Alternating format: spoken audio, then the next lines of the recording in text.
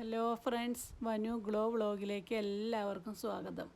ഇന്ന് ഞാനൊരു ഓട്ടടയാണ് ഉണ്ടാക്കുന്നത്. അതിന് വേണ്ടിയിട്ട് ശർക്കര ഒരു പാത്രത്തിൽ ചീകി എടുക്കുകയാണ്. നല്ല ശർക്കരയത്, വലിയ കരടൊന്നും ഇല്ലാത്തതാണ്.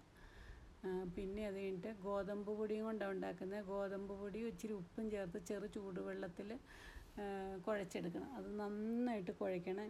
ചപ്പാത്തിയുടെ പരുവത്തിനേക്കാളും കൂടുതൽ വേണം. ചപ്പാത്തിയേക്കാൾ ഇച്ചിരി കൂടെ ലൂസായിട്ട് വേണം കുഴയ്ക്കാനായിട്ട്. അപ്പോൾ അതെന്ന് വെച്ചാൽ പരത്താൻ നമുക്ക് ഇലയിൽ പരത്താൻ വേണ്ടിയിട്ട് എളുപ്പം. നന്നായിട്ട് കുഴച്ച് നല്ലതായിട്ട് അത് മയം വരുത്തണം, എന്നാലേ അത് ചെയ്യാൻ പറ്റത്തുള്ളൂ. പക്ഷെ എന്നിട്ടത് ബോളാക്കി നമ്മളൊരു കുറച്ച് സമയം മാറ്റി വയ്ക്കണം. പിന്നെ ഒരു പാൻ ചൂടായിട്ട് അതിനകത്തേക്ക് ശർക്കര ചീകിയതിട്ട് ഒരു സ്വല്പം വെള്ളവും കൂടെ ഒഴിച്ച് കൊടുത്ത് നമ്മളത് ഇളക്കി അതൊന്ന് നന്നായിട്ടൊരു പത വരും. അത് എല്ലാം ശർക്കരയെല്ലാം ഉരുകി കഴിയുമ്പോൾ നല്ലൊരു പത വന്ന്, അപ്പോൾ ശർക്കരയിൽ അഴുക്കുണ്ടെങ്കിൽ നമുക്ക് അറിയാൻ പറ്റും. അല്ലെങ്കിൽ അത് അരിച്ചെടുക്കണം. ഇതിപ്പോൾ ശർക്കരയിൽ അഴുക്കില്ലാത്ത നല്ല ശർക്കരയായിരുന്നു. ഞങ്ങൾ ശർക്കര ഉണ്ടാക്കുന്നിടത്ത് നേരിട്ട് മേടിച്ച ശർക്കര, വലിയ കുഴപ്പമില്ലായിരുന്നു കണ്ടിട്ട്. പിന്നെ അതിലേക്ക് തേങ്ങ ഇടണം. തേങ്ങ ഇട്ട് നമ്മൾ ഇളക്കി തേങ്ങയുടെ ആ വെള്ളം ഒന്ന് വറ്റി ശർക്കരയും തേങ്ങയും കൂടെ ശരിക്കും ഒന്ന് മയമാവും. അപ്പോൾ അങ്ങനെ നന്നായിട്ട് ഇതായി കഴിയുമ്പോൾ നമുക്ക് കുറച്ച് ഏലക്കാപ്പൊടിയും ചുക്കുപൊടിയും ഇട്ട് കൊടുക്കണം. അപ്പോൾ അതിനൊരു പ്രത്യേകിച്ചൊരു ടേസ്റ്റ് വരും. അപ്പോൾ അത് ഇളക്കി ഒത്തിരി വറ്റിക്കരുത്. ഒത്തിരി വറ്റിച്ചാൽ അങ്ങ് ഡ്രൈ ആയിപ്പോവും. ചെറിയൊരു ലൂസ് പോലെ വേണം, എന്നാൽ ഒത്തിരിയും പാടില്ല. ഒരു പരുവത്തിന്, ഇതേ പരുവത്തിന് മതി. ഈ പരുവാകുമ്പോഴത്തേക്കും നമ്മളത് ഓഫ് ചെയ്ത് അത് ചെറു ചൂടിനെ നമുക്ക് പിന്നെ ഇല പരത്തുമ്പോൾ വയ്ക്കാം.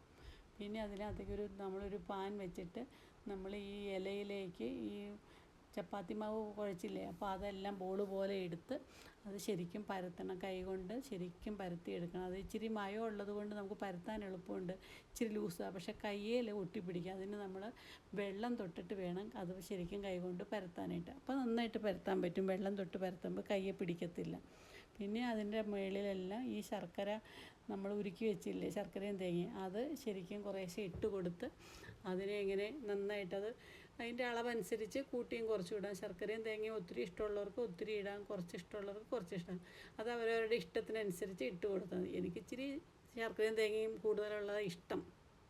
അപ്പോൾ അങ്ങനെ നമ്മളത് എല്ലാം ഇലയിലും ഇങ്ങനെ പരത്തി വെച്ച് അങ്ങനെ ശർക്കരയും തേങ്ങയും ഇട്ട് കഴിഞ്ഞിട്ട് അപ്പോഴത്തേക്കും പാൻ ചൂടാവുമ്പോൾ ഇത് ഇലയിൽ നിന്ന് മടക്കി നമ്മൾ ഒന്ന് മടക്കി വെച്ചാൽ മതി. മടക്കിയിട്ട് പാനിലേക്ക് ചുട്ടെടുക്കാം. എൻ്റെ പാൻ ഇച്ചിരി വലുതായതുകൊണ്ട് എനിക്ക് 2 എണ്ണം ചുടാൻ പറ്റും ഒരേ സമയം.